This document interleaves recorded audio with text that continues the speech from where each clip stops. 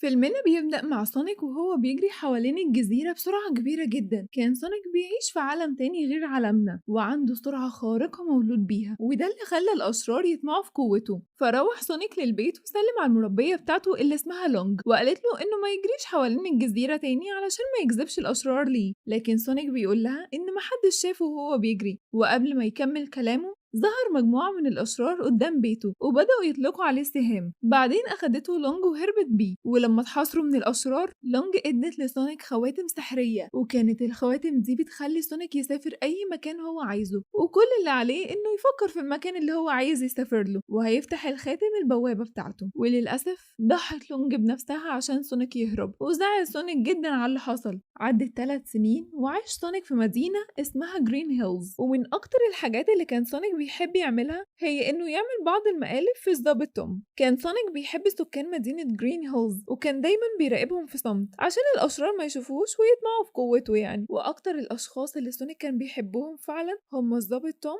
ومراته مادي اللي كانت بتشتغل دكتورة، وكان سونيك دايما بيتسلل ويراقبهم وكان بيتخيل قعدته دايما معاهم. وفي آخر اليوم كان بيروح لبيته في الغابة وكان بيلعب بعض الحاجات اللي جمعها من سكان المدينة. ومع إن سونيك كان بيمتلك سرعة خارقة وقوة رهيبة، إلا إن حياته كانت دايما حزينة لأنه وحيد ومعندوش أصحاب. وفي يوم من الأيام أخد السلحفة وبدأ يلعب معاها وبيجري بيها بسرعة كبيرة جدا لدرجة إن السلحفة جالها صدمة نفسية. بعدها سونيك كان بيتفرج على مجموعة من الأطفال وهم بيلعبوا البيسبول، عجبته اللعبة جدا وقرر إنه يلعبها، واستنى لحد ما الكل مشي وجيوا معاه المضرب، وبدأ سونيك يلعب مع نفسه واستغل سرعته عشان يرمي كورة نفسه، وكان متخيل إنه بيلعب مع بعض الأشخاص لكنه في الآخر أدرك إنه وحيد ومعندوش أصدقاء. ساعتها حس سونيك بغضب كبير وفضل يجري حوالين الملعب بسرعة كبيرة جدا لدرجة إن سرعة سونيك ولدت حقل مغناطيسي اتسبب في انقطاع الكهرباء على مدينة جرين هيلز بالكامل. اجتمع المسؤولين في الجيش وقال العقيد إن في انفجار مغناطيسي حصل امبارح بالقرب من مدينة جرين هيلز. رد عليه المساعد بتاعه وقال له إن ده هجوم إرهابي، قال لهم إن مفيش أثر للأسلحة في المكان، وقال لهم كمان إن أملهم الوحيد لمعرفة سبب الانفجار هو الدكتور إيجمان لأنه شخص عبقري حصل على 5 شهادات دكتوراه. بس اتضايق المستشارين من تعيين الدكتور إيجمان كمستشار للتحقيق لأنه شخص مهووس وممكن يدمر أي حاجة تقف قدامه عشان يوصل لهدفه. وبعدها وصل الدكتور إيجمان لمقر الجيش في مدينة جرين هيلز وقابل هناك العقيد وقال له إن هو المسؤول عن التحقيق في الانفجار، وبعت طيارته عشان تمسح الغابة علشان يدور على أي دليل. ولكن واحدة من الآلات دي لقت آثار أقدام سونيك، ولما لقى سونيك إن كل الآلات دي بتبحث عنه أخد شنطة الخواتم السحرية وراح عشان يستخبى في بيت الضابط توم. وقرر سونيك إنه يهرب من عالم البشر ويروح لعالم تاني. ولما دخل للمخزن سمع توم صوت غريب، فكر إنه حيوان بري وأخد معاه مسدس التخدير. ولما دخل المخزن اتفاجئ إن سونيك واقف قدامه. كان سونيك عايز يستخدم واحد من الخواتم عشان يهرب، لكن توم قدر إنه يسيبه مسدس التخدير. وبما إن كان توم لابس تي شيرت مكتوب عليه سان فرانسيسكو ومرسوم عليه صورة ناطحة سحاب في المدينة، فتح الخادم بوابة للمكان ده ووقعت شنطة الخواتم فوق ناطحة السحاب. بعدين توم أخد سونيك وحبسه في قفص لأنه كان فاكره حيوان بري. ولما صحي سونيك اتفاجئ توم إنه بيتكلم وحكاله سونيك قصته وإنه كان بيراقبه هو ومراته مادي، وكان بيراقب سكان المدينة هما كمان. ووقت ما هما بيتكلموا وصل دكتور إجمل لبيت توم وطلب سونيك من توم إنه يخبيه لأنه لسه ضعيف من تأثير المخدر ومش قادر يجري. راح توم عشان يتكلم مع الدكتور إجمل اللي كان عايز يفتش البيت، لكن توم رفض وقال له إن مفيش حاجة هنا، بس بعت الدكتور إجمل آلاته عشان تدور في بيت توم من غير ما أي حد يعرف. قدر سونيك إنه يستخبى من الآلات، وقبل ما يمشي دكتور إجمل سمع صوت في بيت توم ودخل البيت بقوة واكتشف شعرة من شعر سونيك وقال لتوم إنه بيكره الكدابين. وقبل ما يقضي على توم ظهر سونيك وأنقذه بسرعة، وبسرعة ركب توم وسونيك على العربية وهربوا من الدكتور إجمل. ووصلوا بعدها لمحطة البنزين ونزل توم من العربية عشان يجيب أكل، وطلب من سونيك إنه يفضل في العربية ويستخبى من الناس. ولما توم مشي شاف سونيك مجموعة من الناس وهم بيحتفلوا فاتنكر وراح عشان يحضر الحفلة. ولما وصل توم لقى إن سونيك مش موجود في العربية وراح عشان يدور عليه في الحفلة لأنه متنكر. فبدأ توم وسونيك يتكلموا وعرف توم إن سونيك شخص وحيد وحياته تعيسة، وبدأوا يلعبوا مع بعض وقضوا وقت ممتع قبل ما يمشوا. اتخانق سونيك مع عصابة كانوا بيتنمروا عليه، واحد منهم ضرب توم واصطدم بشخص تاني، وبدأ كل الناس اللي في الحفلة بيضربوا بعض. فاستخدم سونيك قوته الخارقة وقدر يغير الهدوم الناس، واخد توم وهربوا لغاية ما وصلوا هما الاتنين لفندق. ولما شغل توم التلفزيون لقى انه مطلوب للعدالة وبقى ارهابي في نظر الشرطة، فقال له سونيك انهم لازم يلاقوا الخواتم السحرية اللي وقعت على ناطحة السحاب الموجودة في سان فرانسيسكو. تاني يوم ركب توم وسونيك في العربية عشان يروحوا سان فرانسيسكو، وفي الطريق هجم عليهم الدكتور إجمان ورمى خطاف على العربية توم، وحس سونيك ان في خطر وبدأت قوته تشتغل ودمر عربية إجمان. لكن إجمان استخدم عربية احتياطية وكمل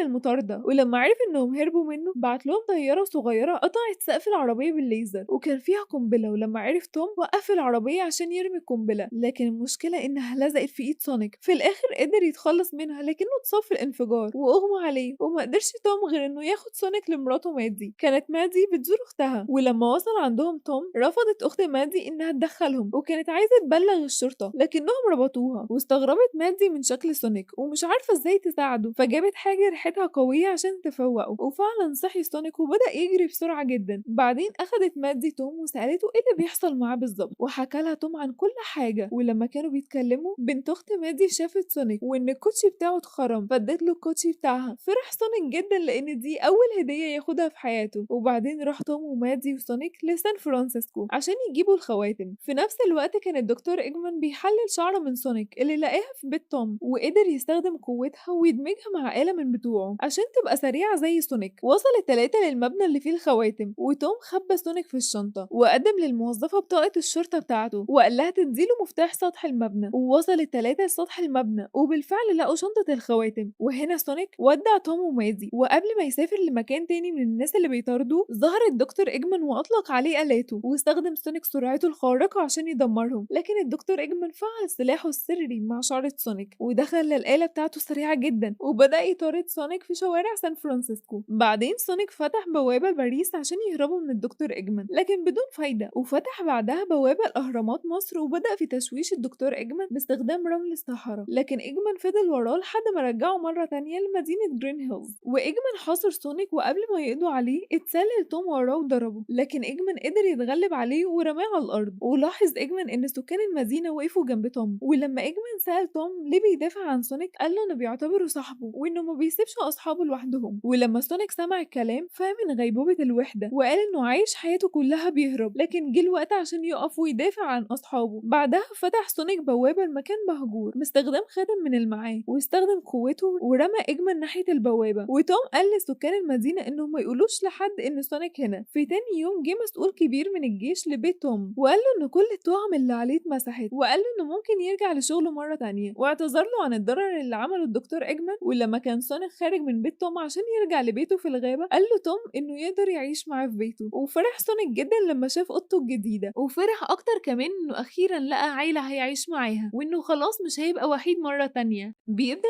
الجزء التاني بالدكتور إجمان وهو على كوكب اسمه كوكب الفطر، وده المكان اللي نفاه سونيك ليه باستخدام الخاتم السحري، وفضل في الكوكب ده لمدة 143 يوم لحد ما قدر إنه يصنع الجهاز اللي هينقذه. ولما بدأ في تشغيله طلع الجهاز شعاع غريب جدا، وبعدها اتفتحت بوابة سحرية وطلعت منها مخلوقات غريبة جدا. فجهز إجمان مجموعة فخاخ عشان يقضي عليهم علشان يدخل في البوابة ويرجع لكوكب الأرض، لكنه اتفاجئ بكائن تاني بيدخل من البوابة وكان شبه سونيك لكن لونه أحمر واسمه ناكلز. ولما شاف شعر سونيك اللي كانت مع إدمان سأله جابها منين، عرض عليه إدمان إنه يساعده وهو يوصله لسونيك. بعدها بنروح لمدينة سياتل، كان في مطاردة بين الشرطة واللصوص، وشاف سونيك المطاردة وقرر إنه ينزل عشان يساعد الشرطة ويوقف اللصوص دول. وفعلا قدر سونيك إنه يوقف العربية عن طريق تفكيكها. رجع مرة تانية للبيت وهو بيتسحب علشان محدش يحس بيه، ولقى في الدرج ريشة اللونج اللي كانت بتربيه. قال لنفسه إنه هيخليها فخورة بيه علشان بيساعد الناس. راح علشان ينام لكن وصلت مادي وقالت له إنه عنده ميعاد النهاردة مع توم، وبيروح سونيك مع توم وقعدوا يصطادوا في البحيرة. لكن وهو قاعد يصطاد نام ووقع، فطلعوا توم من البحيرة وقال له إنه ما كانش في أوضته امبارح لأنه دخل الأوضة وما لقاهوش هناك، وإنه خرج عشان يساعد الشرطة وما نامش بالليل. وقرا الجرايد وكان مكتوب فيها إنه عمل فوضى في مدينة سياتل لأنه دمر حي كامل عشان يساعد الشرطة. وسونيك قال له إن دي مش مشكلة وإن المهم إنه قبض على المجرمين. فتوم بيقوله إن اللي عمله ده تصرفات أطفال مش تصرفات أبطال خارقين، وسونيك قاله إنه مش هيعمل كده مرة تانية. ولما رجعوا البيت فتح لهم سونيك بوابة سحرية لمدينة هاواي لأنهم هيروحوا حفلة جواز صاحبتهم راشيل، واداله سونيك خاتم عشان يقدر يرجع مرة تانية. في نفس الوقت اتفتحت بوابة تانية في مكان في المدينة طلع منها كونفو تاني واسمه مايلز، ومعاه جهاز عشان يساعد في البحث عن سونيك. كان عنده نفس سرعة سونيك وبيقدر يطير كمان. بس قطعت الكهرباء في بيت سونيك ولقى شخص بيخبط على الباب، ولما فتح الباب اتفاجئ بان الدكتور اجمن واقف قدامه. ولما حاول سونيك انه يضربه لقى ان ناكلز هو اللي قدامه وضربه. فحاول سونيك انه يشحن طاقته ويهجم عليه، لكن ناكلز قدر يوقفه بكل سهولة وقال له انه جاي هنا علشان يرجع حاجة اسمها القوة المطلقة. ولكن بسرعة جه مايلز بعربية الشرطة وخبط ناكلز وقال لسونيك انه يركب معاه لانه صديقه، واتعرف الاتنين على بعض وبيقوله ان ناكلز هو اخر فرد من قبيلة اسمها ايكادنز، وهو اقوى محارب موجود في المجرة، وانه بيبحث عن الزمرد العظيم لانه بيدي القوة المطلقة. وصل عندهم ونط على العربية، لكن العربية وقعت من على الجسر، فمايلز اخد سونيك وطار في الهواء وقدروا يفلتوا منه. وبيوصل الدكتور اجمن للمكان وبعت رسالة للمساعد بتاعه وقال له انه يبعت له الالات، فشغل المساعد الأجهزة وبعتها لإجمن. ولما وصلت عنده الطيارات بتاعته ساعد ناكلز عشان يطلع، وعرض عليه الدكتور إجمن إنهم يتحدوا مع بعض ويستخدموا القوة المطلقة عشان يقضوا على سونيك. بعدها بنشوف سونيك بيفتح الخريطة اللي اديتها له المربية لونج ولقى عليها رمز الزمرد العظيم اللي اتكلم عليه ناكلز. بدأ الرمز ينور وطلع منه ضوء غريب على هيئة لونج اتكلمت مع سونيك، وكانت عبارة عن رسالة سجلتها قبل ما تموت. قالت له إن كوكب الأرض اللي أرسلته ليه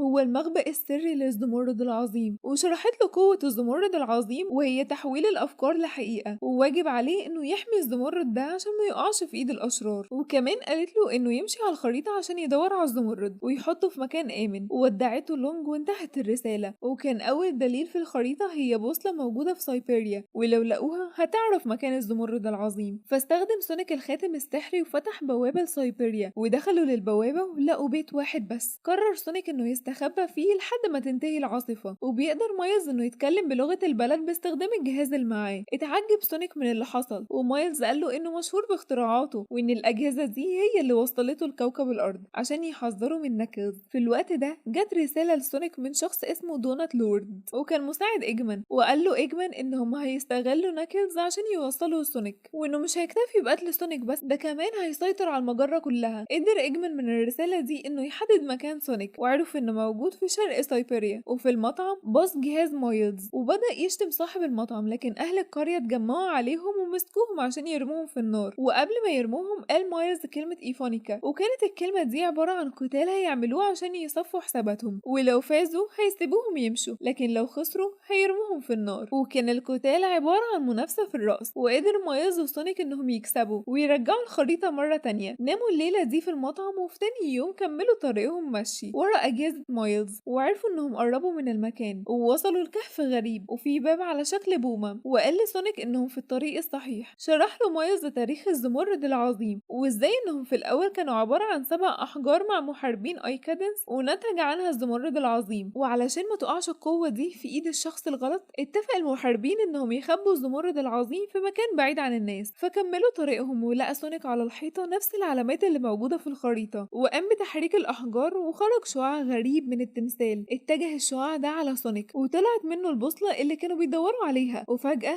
ظهرت طيارات إجمن وحصرتهم من كل مكان، وبرضه وصل ناكلز هو كمان، وقدر سونيك ياخد صاروخ من طيارة إجمن ورماه على ناكلز، فاستغلوا الفرصة في الهروب وطلعوا من الكهف. وبيتفرق الاتنين جري، سونيك على الأرض وطار مايلز في السماء، وقدر سونيك يدمر أغلب العربيات اللي كانت بتطارده، بس ظهر ناكلز وراه وحاول يضربه، فمسك سونيك في حافة الجبل ووقعت منه كل الخواتم السحرية. بدأ يتكلم مع ناكلز وبدأ يلوم كل واحد التاني بأنه السبب في تدمير حياته. كان والد ناكلز وقبيلته هم اللي قتلوا البومة والدة سونيك، لكنهم ما رجعوش للقبيلة بعدها عشان كده اعتقد ناكلز ان سونيك هو السبب في موت والده.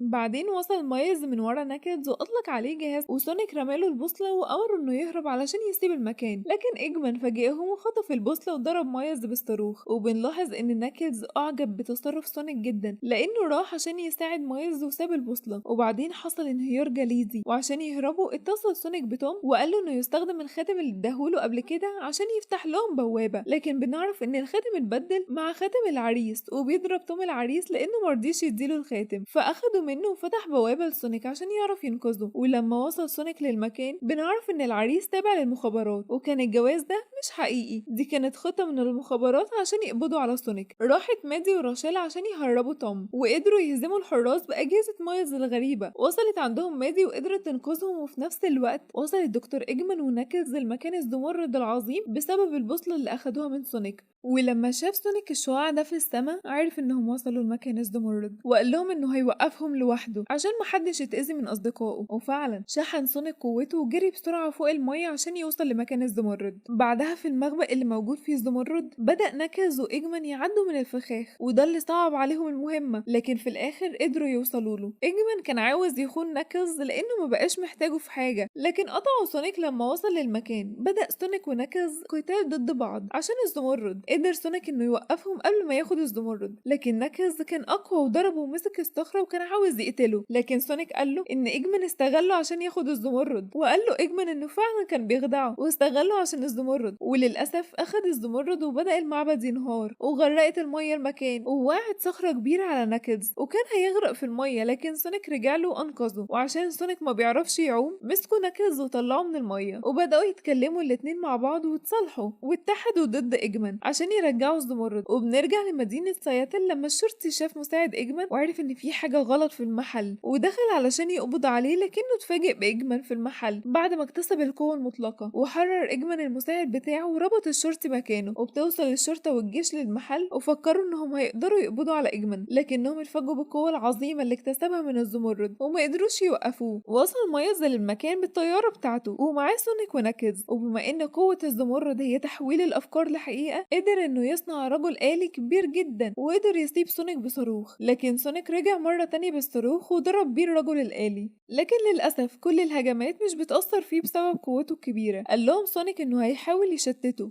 وهم هيحاولوا يوصلوا لإجمان عشان يدمروه. بدأ سونيك يستفز إجمان والآلي وبدأ يركز عليه وراح وراه، وقدروا مايلز وناكلز انهم يطلعوا على ظهر الرجل الآلي من غير ما يعرف إجمان. وبما ان قوة الزمرد قوية جدا قدر إجمان انه يضرب سونيك بالصواريخ ووقعه على الأرض. مايلز استغل الفرصة وعمل فتحة في الرجل الآلي ودخل عند إجمان، ولما قدر يشتت انتباهه جه ناكلز وضربه وقدروا يفصلوا الزمرد عنه وفقد إجمان قوته. وقع الزمرد قدام سونيك وحاول يوصل له قبل إجمان، لكنه كان مصاب وإجمان كان أسرع منه. وفي آخر لحظة جه توم ومادي، ولكن إجمان ضرب الأرض وقلب بيهم العربية. حاول سونيك إنه يستخدم الزمرد علشان يوقف إجمان، لكنه لقى إن الزمرد انقسم لأحجار صغيرة ورجع لأصله، وهي أحجار القوة السبعة اللي كونت الزمرد من البداية. فاعتقد التلاتة إن إجمان هيقضي عليهم، لكن فجأة اتجمعت الأحجار السبعة ودخلوا جوه جسم سونيك، فاعتقد إجمان إنه قضى عليه. لكن سونيك ظهر قدامه بشكل مختلف وكان قوي جدا، قدر يدمر الرجل الآلي بسرعة ووقعه على الأرض. بعدين طلع سونيك الأحجار منه ورجعه لشكله الطبيعي مرة تانية، وقدر ناكلز إنه يدمج الأحجار تاني ورجعهم لشكل الزمرد العظيم. فاتفقوا التلاتة إنهم يشكلوا فرقة المحاربين مع بعض عشان يدافعوا عن الزمرد العظيم ضد أي خطر. وبس كده، فاضل الجزء التالت وهنزله قريب جدا. ولو عجبكم الفيديو اعملوا عليه لايك وكومنت واعملوا لنا سبسكرايب على القناة، وسلام.